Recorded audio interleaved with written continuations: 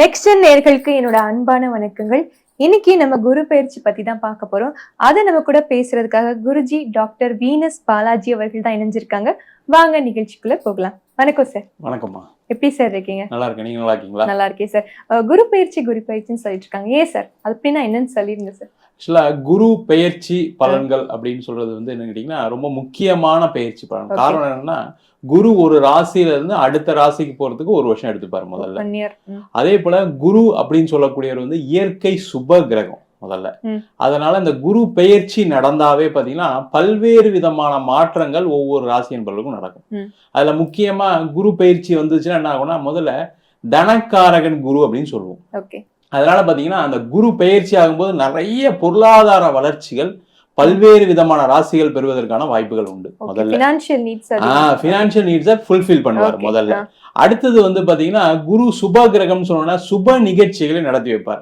அப்ப சுப நிகழ்ச்சிகள்னு சொல்லும் போது என்ன, கல்யாணம், அதுக்கப்புறம் வந்து வீடு வாங்குறது, இடம் வாங்குறது, அது மட்டும் இல்லாம யாருக்காவது பிரச்சனைகள் இருக்கு, ஒரு கோர்ட்டு கேஸ் வம்பு வழக்கு இருக்கு, அதுல ஒரு நல்ல மாற்றங்கள் வரும். நிறைய பேர் பிரிஞ்சு இருப்பாங்க, அவங்க சேர்வதற்கான வாய்ப்பு, குழந்தை பேர், பல்வேறு விதமான வீட்டுல சுப நிகழ்ச்சிகள் நடப்பதற்கான ஒரு வாய்ப்பு கிடைக்கும். அது மட்டும் இல்லாம இந்த குரு பகவான் சுப கிரகமா இருக்கிறதுனால நிறைய விஷயங்களை நீங்க கவனம் செலுத்தி சில விஷயங்கள் உங்களுடைய வாழ்க்கையில மாற்றுவதற்கான ஒரு வருஷமா இந்த குரு பயிற்சி பலன்கள் இருக்கும். இல்ல நிறைய பாசிட்டிவ்ஸ், அதுதான் ரொம்ப விசேஷம். ஆமா, என்னன்னா குருவுடைய பார்வைகள் இருக்கு. 5, 7, 9 பார்வைகள் மேக்சிமம் பாத்தீங்கன்னா எல்லா ராசி என்பவர்களுக்கும் ஓரளவுக்கு பாசிட்டிவ் இருக்கும். ஒரு சில ராசி என்பவர்களுக்கு சில நெகட்டிவ்ஸ் இருக்கும். அததான் நம்ம இப்ப குரு பயிற்சி பலன்களை பார்க்க போறோம். எல்லாத்துக்கும் ஒண்ணுன்னா ஓடி ஓடி போற அந்த மீன ராசினியர்கள் பத்தி பேச போறோம். அவங்களுக்கு எப்படி சார் இருக்கு இந்த குரு பயிற்சி? இந்த ஓடி ஓடி போனதாலதான் பிரச்சனையே. இவங்க வாழ்க்கைய இவங்க பாத்துக்காம மத்தவங்களுக்காக உதவி செய்த ராசி என்பவர்கள் மீனராசி. அந்த புண்ணியம் மீன் போகாது வச்சுக்கோங்க. பட் இருந்தாலும் என்னன்னா இவங்க லைஃப இவங்க பாத்துக்காம விட்டுட்டாங்க. அதுதான் பெரிய பிரச்சனை. சுயநலம் இல்லாம இருக்கிறாங்க. அதனால கொஞ்சம் பாதிப்பு. அது என்ன பொறுத்த வரைக்கும் ஒரு வகையில் நல்லதுதான். இவங்களுடைய அடுத்த தலைமுறை பாதுகாக்கப்படும். அதுல எந்த டவுட்டும் கிடையாது. ஆமா, கண்டிப்பா கண்டிப்பா செய்யும். ஆமா, அதனால நல்லபடியா இருப்பாங்க, ஒண்ணும் கவலை வேண்டாம். Okay sir. இவங்களுக்கு தொழில் சார்ந்த முன்னேற்றங்கள் இருக்குமா இந்த இயர் பினான்சியல்? இந்த வருஷம் 7.5 சனி இருந்தும் அதிகமாக வாழ்க்கையில சிறப்பா வாழக்கூடிய ராசி எதுன்னு கேட்டா மீனராசி தான். இருந்தும் ஆமா, ஏன்னா காரணம் என்னன்னு கேட்டீங்கன்னா 7.5 சனி எல்லாரும் பயப்படுவாங்க. கண்டிப்பா ஐயோ எனக்கு எல்லாம் பிரச்சனை வரும்னு. ஆனா மீனராசிக்கு ராசியாதிபதியே குரு 5ஆம் இடத்துல உச்சம் பெற போறாரு. அந்த 5ஆம் இடத்துல கூடிய குரு வந்து ராசியை பாப்பாரு, 11ஆம் வீட்டை பாப்பாரு, 9ஆம் வீட்டை பாப்பாரு. அப்ப என்ன ஆகும்னா 11ஆம் இடம் சொல்லக்கூடிய லாபம். ஒரு மனுஷனுக்கு என்ன தேவை, நம்ம ஏதோ ஒண்ணு செய்யறோம், அதுல ஒரு லாபம் வேணும். அது வேலையா இருக்கலாம், தொழிலா இருக்கலாம், திருமணமா இருக்கலாம், அதே மாதிரி வெளியூர் போய் படிக்கிறதா எதா இருக்கலாம். அதுல ஒரு லாபம் கண்டிப்பா இல்லாம யாருமே எதையும் செய்ய போறதில்ல. அந்த லாபத்தை சம்பாதிக்கக்கூடிய, நினைத்த விஷயத்தை சாதிக்கக்கூடிய ஒரு முக்கியமான வருடமாக மீனராசி என்பதற்கு 2026ஆம் ஆண்டு குரு பயிற்சி பலன்கள் இருக்க போகுது. Okay sir. சாதிக்குங்கிறது வந்து எப்படி காம்படிட்டிவ் எக்ஸாம் எழுதா சாதிச்சிருவாங்க, இல்ல வேலையில ப்ரமோஷன் அந்த மாதிரி சாதிக்கிறது சொல்றீங்களா? எல்லாமே அதான் சொன்னேன். லாபம்னு ஒரே வார்த்தையில எல்லாமே சொல்லலாம். லாபம் காம்படிட்டிவ் எக்ஸாம்ஸ் எழுதுனா என்ன ஆகும், அவங்களுக்கு ஒரு நல்ல பொசிஷன் கிடைக்கும், நல்ல சம்பளம் வரும், அது ஒரு லாபம், அது கண்டிப்பா நடக்கும். அது மட்டும் இல்லாம ஒரு சிஏ எக்ஸாம்ஸ் எழுதுறாங்க, அதுல கண்டிப்பா சம்பாதிக்க போறாங்க. அதே மாதிரி வேலைக்கு போறாங்க, வேலையில பாத்தீங்கன்னா நல்ல மாற்றங்கள் கிடைக்கும், அதே மாதிரி உயர் அந்தஸ்து கிடைக்கும், அதே மாதிரி நிறைய பொறுப்புகள் கிடைக்கும், கௌரவங்கள் கிடைக்கும், அதன் மூலமாக சம்பள உயர்வும் கிடைக்கும். அந்த மாதிரி ஒரு மல்டிபிளா இவங்களுக்கு லாபங்கள் கிடைக்கக்கூடிய முக்கியமான ஆண்டா இருக்கும். Okay sir.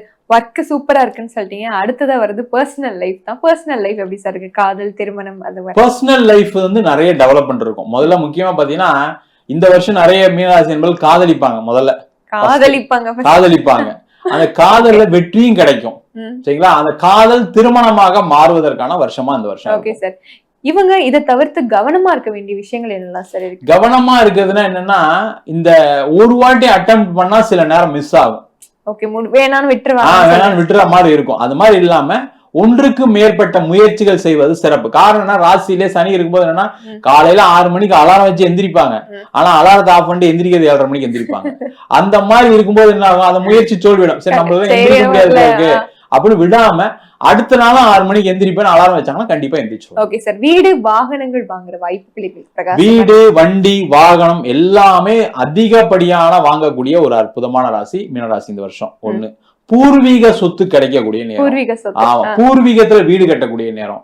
பூர்வீகத்துல அப்பா அம்மா இவங்களுக்கு அந்த சொத்தை எழுதி வைக்கக்கூடிய ஒரு அற்புதமான வருஷம். அது மட்டும் இல்லாம குழந்தைகளால மிகப்பெரிய லாபத்தை அடையக்கூடிய வருஷம்.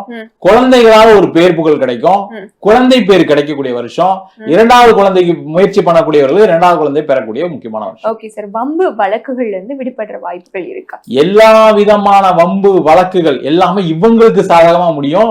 இவங்களுக்கு வர வேண்டிய ஏதாவது அதுல தொகை இருக்கு, அதுல வந்து ஏதாவது ஒரு காம்பன்சேஷன் வரும் அப்படின்னா இந்த வருஷம் அவங்களுக்கு கிடைக்கும்.